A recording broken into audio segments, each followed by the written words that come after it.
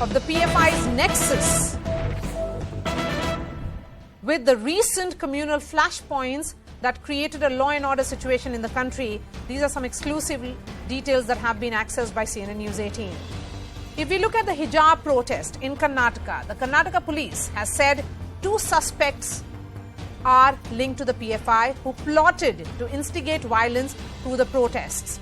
The PFI-linked suspects were armed with dangerous weapons. Now, take a look at the anti-CA protests. The Enforcement Directorate has said that the PFI laundered money for protests, for organizing these protests, and for also other terror activities. The Popular Front of India raised funds to establish an arms training camp. The PFI also plotted to disrupt the Prime Minister's rally in Bihar in July 2022. Now take a look at Hathras case. The Uttar Pradesh police has pointed to suspect Siddiqui Kapan, saying he is linked to the Popular Front of India. The UP police says Kapan's, in fact, he plotted to foment religious tensions, that he was involved in writing those documents or magazine which was brought out by the Popular Front of India, that he was also in contact with the Popular Front of India's top leadership. Joining me now is Ananya Bhatnagar, who's getting us these details of what is seeming to be their link with all incidents of attempt at creating tension in the country. Ananya, various organizations, various institutions clearly saying that as far as this body is concerned, that as far as Popular Front of India is concerned, there is enough evidence to link them to various incidents of polarization and communal tension in the country. Well, definitely. The PFI's role has not only emerged out in the investigation of the ED or the NIA in these recent raids, but has also emerged out not only in the Hathras case, or in fact, it has also emerged out in the hijab case. So I'll take it through one by one.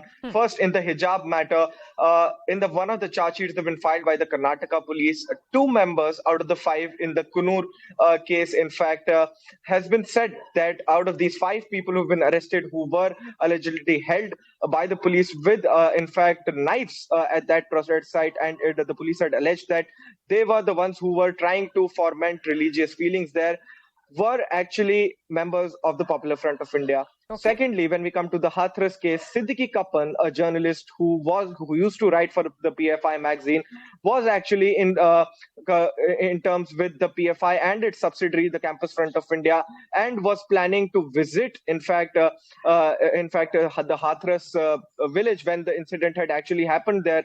And the plan was basically to disrupt the religious feelings there and to create tensions out there.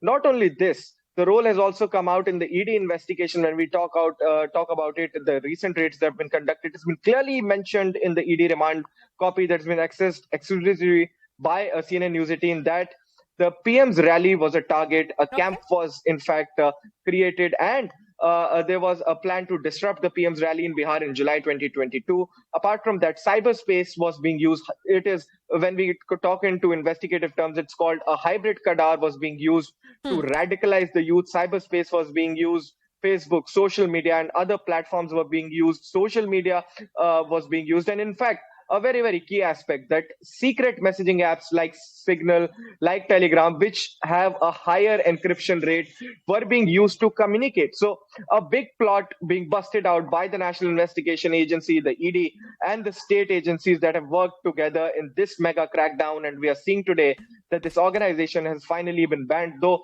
they have a legal option of approaching the UAPA tribunal. A notification to the same would come in a while as to who would be heading this particular tribunal. It comes in time to time, and they can actually challenge this ban.